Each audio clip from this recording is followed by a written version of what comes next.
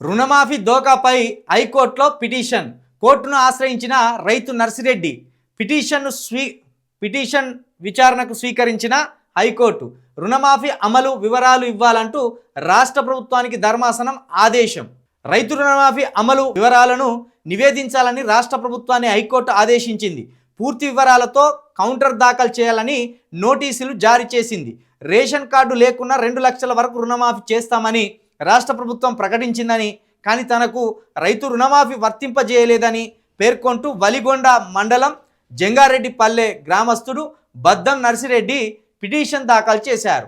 ఈ పిటిషన్పై మంగళవారం విచారణ చేపట్టిన జస్టిస్ టి మాధవిదేవి, వ్యవసాయ సహకార శాఖ ప్రధాన కార్యదర్శి కమిషనర్, యాదాద్రి భువనగిరి జిల్లా వ్యవసాయ శాఖ అధికారి, జిల్లా కలెక్టర్తో పాటు కెనరా బ్యాంక్ అరూర్ బ్రాంచ్ మేనేజర్లకు నోటీసులు ఇచ్చారు.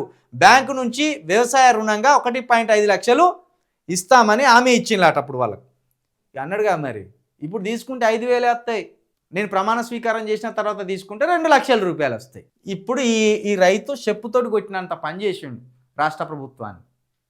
ఇప్పుడు ఆ రైతు వేసిన పిటిషన్కి కోర్టుకు మరి ముఖ్యమంత్రి గారు పోతారా, మంత్రులు పోతారా, ఎవరు పోయి సంజాయిషి చెప్పొస్తారు, సమాధానం చెప్పొస్తారు అనేది చూడాలి. ముఖ్యమంత్రి గారు ఇచ్చిన హామీకి ఎంతమంది బలైనలు చూడా. సహకార శాఖ ప్రధాన కార్యదర్శి కమిషనర్కు నోటీస్ పోయింది.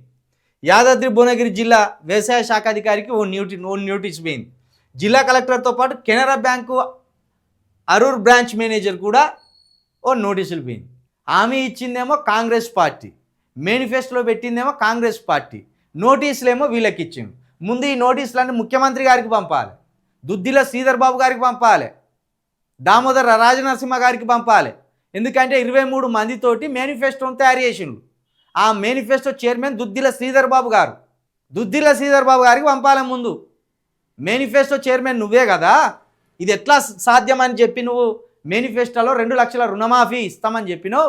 అది కూడా ఆధార్ కార్డు లేకపోయినా, రేషన్ కార్డు లేకపోయినా, ఇక్కడ రాసిందిగా రేషన్ కార్డు లేకపోయినా కూడా 2 లక్షల రుణమాఫీ అన్నారట.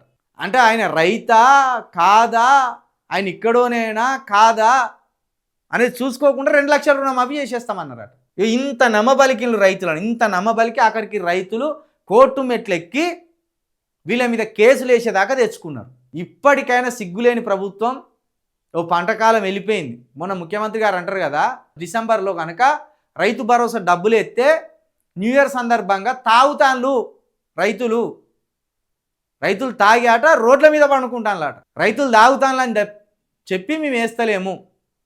న్యూ ఇయర్ అయిపోయాక, కోతకాలం అయిపోయాక, పంటకాలం అయిపోయాక, మెల్లగా పంటలన్నీ ఎండిపోయినాక గప్పుడు రైతు భరోసా వేస్తాము అన్నట్టు మాట్లాడుతున్నాడు.